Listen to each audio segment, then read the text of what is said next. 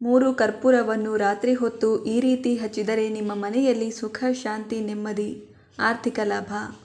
ಕರ್ಪೂರವನ್ನು ವಿಶೇಷವಾಗಿ ಪೂಜೆಯಲ್ಲಿ ಬಳಸಲಾಗುತ್ತದೆ. ವಾಸ್ತು ಪ್ರಕಾರ ಮನೆಯಲ್ಲಿ ಇದನ್ನು ಬೆಳಗಿಸುವುದರಿಂದ ನಕಾರಾತ್ಮಕ ಶಕ್ತಿ ದೂರವಾಗುತ್ತದೆ ಎಂಬ ಬಲವಾದ ನಂಬಿಕೆ ಇದೆ. ಹಾಗಿದ್ರೆ ಯಾವ ಸಮಯದಲ್ಲಿ ಕರ್ಪೂರ ಬೆಳಗಬೇಕು, ಯಾವ ವಿಧಾನದಲ್ಲಿ ಬೆಳಗಬೇಕು, ಬನ್ನಿ ತಿಳಿಯೋಣ. ಕರ್ಪೂರವನ್ನು ವಿಶೇಷವಾಗಿ ಪೂಜೆಯಲ್ಲಿ ಬಳಸಲಾಗುತ್ತದೆ. ಇದು ಪರಿಮಳವನ್ನು ನೀಡುವುದಲ್ಲದೆ ವಾಸ್ತು ಪ್ರಕಾರ ನಕಾರಾತ್ಮಕ ಶಕ್ತಿಯನ್ನು ತೆಗೆದುಹಾಕುತ್ತದೆ. ಕರ್ಪೂರ ಎಂದರೆ ಧನಾತ್ಮಕತೆ. ಇದು ದೃಷ್ಟಿದೋಷವನ್ನು ದೂರ ಮಾಡುತ್ತದೆ. ಮನೆಯಲ್ಲಿ ಕರ್ಪೂರವನ್ನು ಉರಿಸುವುದು ದೇವರ ಗಮನ ಸೆಳೆಯುವಂತೆ ಮಾಡುತ್ತದೆ. ಹಿಂದೂ ಧರ್ಮದಲ್ಲಿ ಕರ್ಪೂರಕ್ಕೆ ವಿಶೇಷ ಮಹತ್ವವಿದೆ.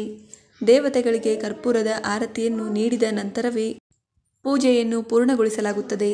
ಹವನ ಮತ್ತು ಹೋಮದಲ್ಲಿ ಕರ್ಪೂರವನ್ನು ಸಹ ಬಳಸಲಾಗುತ್ತದೆ. ಆದರೆ ವಾಸ್ತುಶಾಸ್ತ್ರದ ಪ್ರಕಾರ ಮನೆಯಲ್ಲಿ ಕರ್ಪೂರವನ್ನು ಉರಿಸುವುದರಿಂದ ಕೆಲವು ಲಾಭಗಳಿವೆ. ವಾಸ್ತು ಪ್ರಕಾರ ಕರ್ಪೂರದ ಎಲೆಯನ್ನು ಮನೆಯಲ್ಲಿ ಸುಡುವುದರಿಂದ ಮನೆಯಲ್ಲಿ ಗಾಳಿ ಶುದ್ಧವಾಗುತ್ತದೆ ಎಂದು ಹೇಳಲಾಗುತ್ತದೆ. ಅಲ್ಲದೆ ನಕಾರಾತ್ಮಕ ಶಕ್ತಿಯನ್ನು ತೆಗೆದುಹಾಕುತ್ತದೆ. ಲವಂಗ ಮತ್ತು ಕರ್ಪೂರವನ್ನು ಮನೆಯಲ್ಲಿ ಸುಡುವುದರಿಂದ ಧನಾತ್ಮಕ ಶಕ್ತಿಯನ್ನು ಹೆಚ್ಚಿಸುತ್ತದೆ. ಆರ್ಥಿಕ ಸಮಸ್ಯೆ ಇರುವವರು ಹಗಲು ಮತ್ತು ರಾತ್ರಿ ಕರ್ಪೂರವನ್ನು ಉರಿಸಬೇಕು. ಹಗಲು ಮತ್ತು ರಾತ್ರಿ 5 ಲವಂಗಗಳನ್ನು ಕರ್ಪೂರದ ಜೊತೆ ಸುಡುವುದರಿಂದ ಮನೆಯಲ್ಲಿ ಶಾಂತಿ ಮತ್ತು ನೆಮ್ಮದಿ ನೆಲೆಸುತ್ತದೆ. ಅಷ್ಟೇ ಅಲ್ಲ, ಮೆದುಳು ಮತ್ತು ದೇಹಕ್ಕೆ ನೆಮ್ಮದಿ ಸಿಗುತ್ತದೆ. ಮನೆಯಲ್ಲಿ ಯಾವುದೇ ವಾಸ್ತುದೋಷ ಕಂಡುಬಂದಲ್ಲಿ 2 ಲವಂಗದಿಂದ ಕರ್ಪೂರವನ್ನು ಸುಟ್ಟು ಹಾಕಿ. ಇದರಿಂದ ಆರ್ಥಿಕ ಸಮೃದ್ಧಿ ಬರುತ್ತದೆ. ವಾಸ್ತು ಪ್ರಕಾರ ಬಿರಿಯಾನಿ ಎಲೆಯೊಂದಿಗೆ ಕರ್ಪೂರವನ್ನು ಸುಡುವುದರಿಂದಲೂ ಮನೆಯ ವಾತಾವರಣ ಸುಧಾರಿಸುತ್ತದೆ ಎಂದು ಹೇಳಲಾಗುತ್ತದೆ.